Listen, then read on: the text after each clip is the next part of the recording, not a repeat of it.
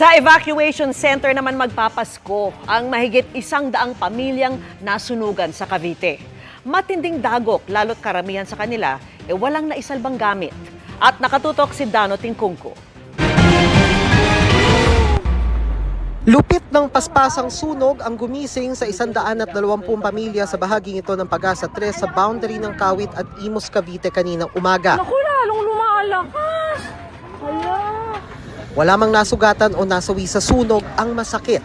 Marami ang walang naisalbang ni isang gamit. 2 araw pa naman bago magpasko. Paghawi ko ng kortina, bigla kong nakita na yung ng apoy. Palipat na rin sa bahay namin. Kasi ang pagitan lang po namin ay dingding, plywood. Tapos pupunta sana ako doon sa kabilang pintuan namin dahil para kuhanin yung computer. Hindi na rin namin nasalba. Ang bilis kasi ng pangyayari. Abala ang pamilya ni Ana sa pagtingin ng pwede pang mapakinabangan. Pero gano'n na lang ang panlulumo nilang walang itinira sa kanila ang apoy. Hindi ko pa iniisip yung bukas, basta wala.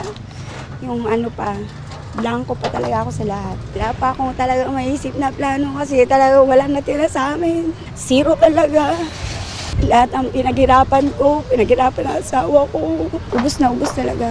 Sa Tinabunan Elementary School, isa sa 3 pansamantalang evacuation center ng mga nasunugan, nakilala namin si Margie. At ang unang pagkakataong may nakita kaming laroang naisalba mula sa sunog, teddy bear na sunog ang paa. Tulad ni Ana, walang naisalba si Margie kundi papeles ng kanyang mga anak. Ang nasa utak ko na lang po talaga, importante nakaligtas po kami lahat, buhay po kami lahat. Hanggang ngayon, blanco pa rin ang mga bombero sa pinagmulan ng sunog, bagamat sa buong maghapon, patuloy ang kanilang investigasyon. Ongoing pa rin po talaga yung investigation natin. So, yung po air na yun is hindi po first time nagkaroon sunog. May history na po sila. Kadalasan po doon, ma'am, unattended candle po. Ayun po yung pinaka-latest po na responde po na 2019. Ang LGU naman ng Imus na mahagi na raw ng tulong pinansyal, damit, personal na gamit at pagkain sa mga nasunugan. Papalitan din daw nila ang Noche Buena packages na nauna nang ipinamigay pero nilamon din ang apoy. Para sa GMA Integrated News, Dano Tingkungko, nakatutok 24 oras.